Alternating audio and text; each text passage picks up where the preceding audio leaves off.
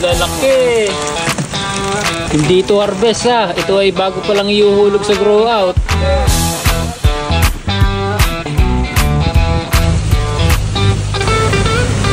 For today's video, meron tayong deliver ng similya para kay Sir Arman Valiente ng Pililla Rizal. Ayan, at anak niyang si Baste Valiente. Ayan, shoutout po.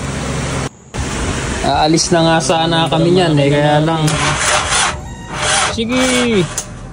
Malakas naman yung battery. Testing mo na dyan eh. Malakas yung battery niya eh. Lakas. May kislap yun. Oh. Malakas. Chok, chok. Testing natin i-chok. Lalong wala. Lalong wala. Ayan, at dyan niya ay tinanggal na nila yung starter at nagbakasakali kami dyan. Hindi pumapareha. Dapat parehas yan.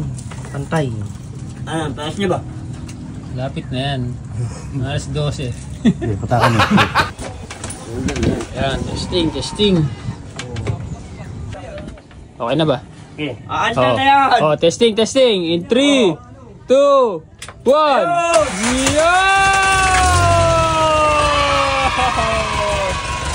Ayos! Pwede na tayo magtayo ng shop.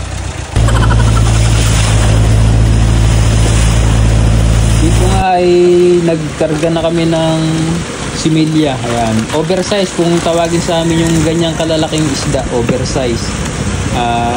Bale, itong bangkang maliit na to ay nilagyan lang namin ng mga 150 kilo. Yan, hindi kasi kakayanin nung bangka namin ginagamit kasi ang capacity lang nung bangka namin ginagamit ay nasa 700 kilo lang ang kayang ikarga capacity niya. Maximum na yung 800 kilo pagka medyo malakas-lakas ang loob nung nag-deliver. Ang advantage naman ng mga similyang ganito na kalalaki, siyempre malalaki na sila, konting panahon na lang at pwede na silang harvestin.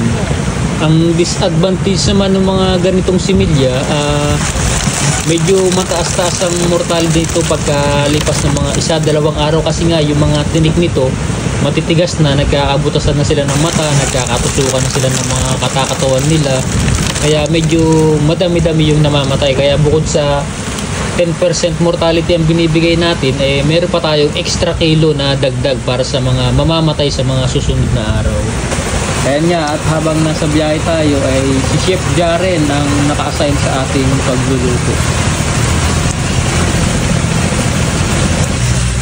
Medyo malakas nga ang hangin dito sa may bandang Amianan. Buti na lang itong si Chef Jaren ay madiskarte yata.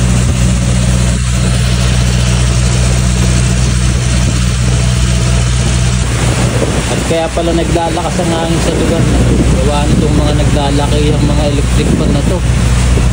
Ayan o, dami. Grabe nga pagka malakas ang hangin, ang tagal makaluto.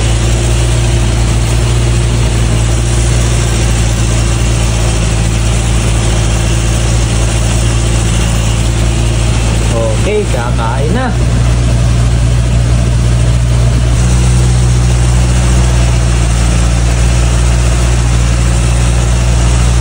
Yan, bale nauna na nga kami kumain at mamaya na ang ating mga driver at mahirap na at baka tayo mabangga. Ayun, at sa wakas nga eh nakarating na rin tayo dito sa may Pililla Rizal. Ayan. Yan nga po pala si Boss Ervin.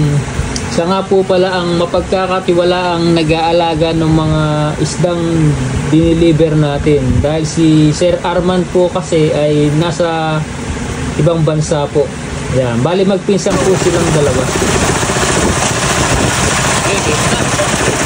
Bali ang bilang nga po pala ng 1 kilo ng ating isdang dinala ay naglalaro lamang po sa 20 pieces.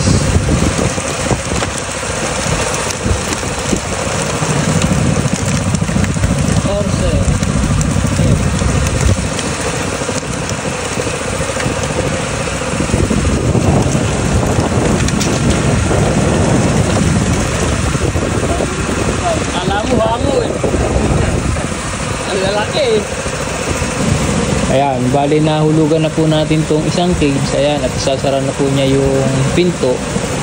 At lalagyan naman po natin yung ibang mga lambat.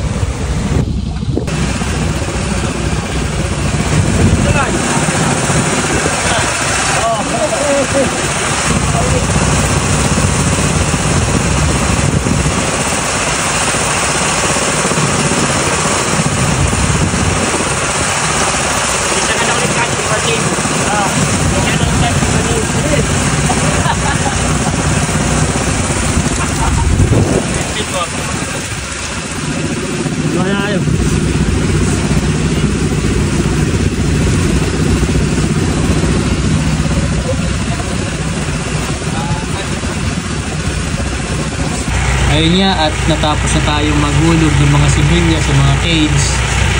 At sana ay maging masagana ang inyong harvest. Sana ay makalusot sa mga bagyo. Sana ay hindi dumaan ng fish kill. Ayan, para tunay-tunilada ang ma-harvest natin. At syempre, may dadalan ulit ako ng similya. Ayun lang po guys, at maraming salamat po ulit.